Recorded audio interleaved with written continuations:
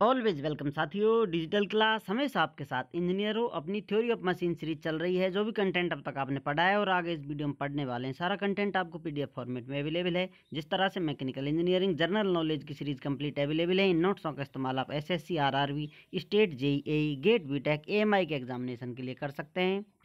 इससे पिछली वीडियो में विद्वानों हमने जान लिया था डिग्री ऑफ फ्रीडम क्या होता है और रिडंडेंट डिग्री ऑफ फ्रीडम क्या होता है। ये सब हमने डिटेल में जान लिया था। अब आते हैं साथियों उस फॉर्मूले से, डिग्री ऑफ फ्रीडम वाले फॉर्मूले में यदि वैल्यू 1 आती है, 2 आती है, नेगेटिव आती है, पॉजिटिव आती है, तो किस प्रकार से आप पता लगाते हैं साथियों, क्या रहा होगा। यदि वैल्यू नेगेटिव आती है तो वैल्यू नेगेटिव आएगी। डिग्री ऑफ फ्रीडम फॉर्मूले में आप वैल्यू पुट करते हैं, लिंकों की हायर लोअर पेयर डालते हैं, तो वो सुपर स्ट्रक्चर रहा होगा। यदि नेगेटिव वैल्यू आ रही है, यदि जीरो वैल्यू आ रही है, जीरो, तो वो फ्रेम या स्ट्रक्चर है। Zero value F equal to zero आता है। तो यदि एफ इजक्वल टू 1 आता है, आप लिंकों को फॉर्मूले में डालते हैं, हायर पेयर लोअर पेयर सब कुछ डालकर फॉर्मूला निकालते हैं। फाइनल वैल्यू आपकी यदि 1 आती है तो काइनेमेटिक चेन या कंस्ट्रेंट चेन रही होगी। यदि वैल्यू 1 के अलावा 2, 3, 4, 5 कुछ और अधिक आती है तो वो अनकंस्ट्रेंट चेन होगी। इसके अलावा भी कुछ रिलेशन होते हैं जो आपको याद रखने होंगे, जो आपको बताएंगे, हेल्प करने में मदद करेंगे आपकी, किस प्रकार से आप किसी स्ट्रक्चर को, किसी चैन को समझ सकते हैं। J plus H divided by 2 is equal to 3L divided by 2 minus 2। ये वैल्यू यदि इक्वल होती है, ये इक्वेशन सेटिस्फाई होती है, तो वो काइनेमेटिक चैन होगी। यदि ये वैल्यू ग्रेटर हो जाती है, ये वैल्यू ग्रेटर हो जाती है, ये लोअर होगी, साइन चेंज हो जाता है, तो क्या होगा, अनकंस्ट्रेंट चैन होगी।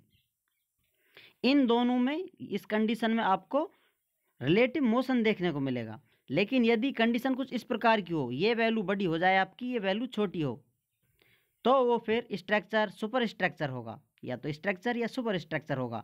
इसमें क्या होगा, नो रिलेटिव मोशन, इसमें आपको मोशन देखने को नहीं मिलेगा। नेक्स्ट रिलेशन देखते हैं फॉर काइनेमेटिक चेन के लिए। काइनेमेटिक चेन के लिए L equal to 2p minus 4। यदि ये इक्वेशन सेटिस्फाई होती है तो वो काइनेमेटिक चेन होगी।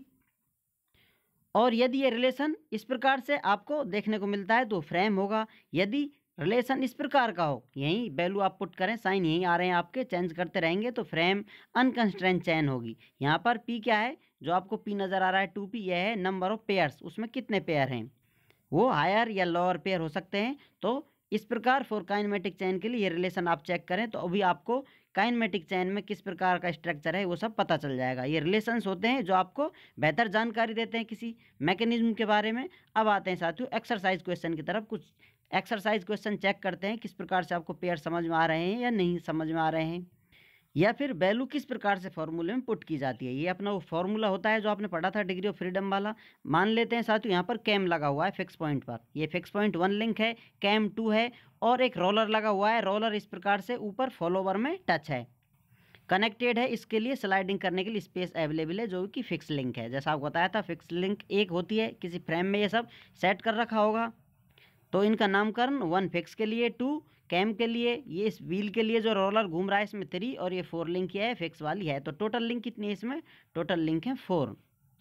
अब इसमें turning pair, sliding pair, higher pair, lower pair देखे जाएँ तो 1 से 2, 1, 2 के मध्य में कौन सा पेयर है, टर्निंग पेयर है।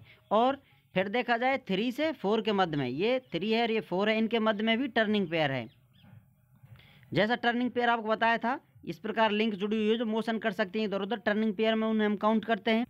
और 4 लिंक ये है और 1 ये लिंक है, तो 4 और 1 के मध्य में क्या है, स्लाइडिंग पेयर, क्योंकि ये फॉलोवर ऊपर नीचे स्लाइड कर सकता है। और नेक्स्ट देखा जाए 2 और 3 के मध्य में कैम है और ये रोलर है इधर, इनके मध्य में हायर पेयर बना हुआ है, क्योंकि सिर्फ ये पॉइंट कॉन्टैक्ट या लाइन कॉन्टैक्ट के टच में है। इसे बैलेंस करने के लिए ऊपर स्प्रिंग लगी हुई होती है, लेकिन अभी आप सिर्फ ये फॉर्मेट देखकर चलें जिससे आपको पता चल जाएगा इधर क्या चल रहा है। तो इस प्रकार से आप, ये सारे लोअर पेयर हैं और सिर्फ एक हायर पेयर यहाँ देखने को मिल रहा है। लिंक कितनी है टोटल, लिंक है 4। तो अब हायर पेयर 1, लोअर पेयर कितने हैं 3। अब आपको यहाँ लग रहा होगा 3 और 4 में जो लिंक बनी हुई है 3, ये सिर्फ रोटेशन कर सकती है इस प्रकार से, ये मोशन ट्रांसफर करने में इसका कोई रोल नहीं है, फिर ही घूम सकती है आसानी से। तो यहाँ पर FR redundant degree of freedom कितना होगा, 1 होगा, जो किसके पास है, लिंक 3 के पास है, क्योंकि लिंक 3 इस प्रकार से रोटेशन कर सकती है।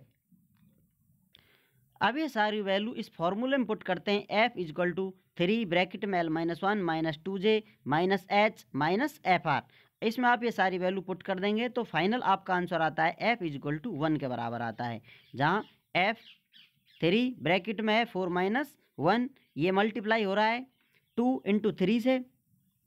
यहाँ आप माइनस साइन लगा लें, माइनस साइन मिस्टेक से हो गया है, यहाँ 2 की वैल्यू है और j की वैल्यू 3 पुट कर दी गई है। तो ये वैल्यू सारी पुट करेंगे तो आपको फाइनल 1 वैल्यू प्राप्त होती है, जो आपको बता रही है कंस्ट्रेंट चेन रही होगी, काइनेमेटिक चेन या कंस्ट्रेंट चेन होती है, जो आपने पिछली वीडियोज में देखा था या फिर इस स्लाइड में ये वैल्यू देखी थी, इससे आप पता चला सकते हैं कंस्ट्रेंट चेन रही होगी। उम्मीद करते हैं विद्वानों वीडियो में दी गई अब तक की जानकारी आपको अच्छे से समझ में आई होगी। अभी भी आपका कोई कन्फ्यूजन है तो आप हमसे कमेंट कर पूछ सकते हैं। साथियों, आप चाहें तो कॉन्टैक्ट कर सकते हैं, कॉन्टैक्ट लिंक आपको वीडियो डिस्क्रिप्शन में मिल जाएगा। वीडियो को अंत तक देखने के लिए, चैनल को सपोर्ट करने के लिए आपका दिल की गहराइयों से बहुत बहुत धन्यवाद। मिलते हैं नेक्स्ट वीडियो में। जय हिंद, वंदे मातरम।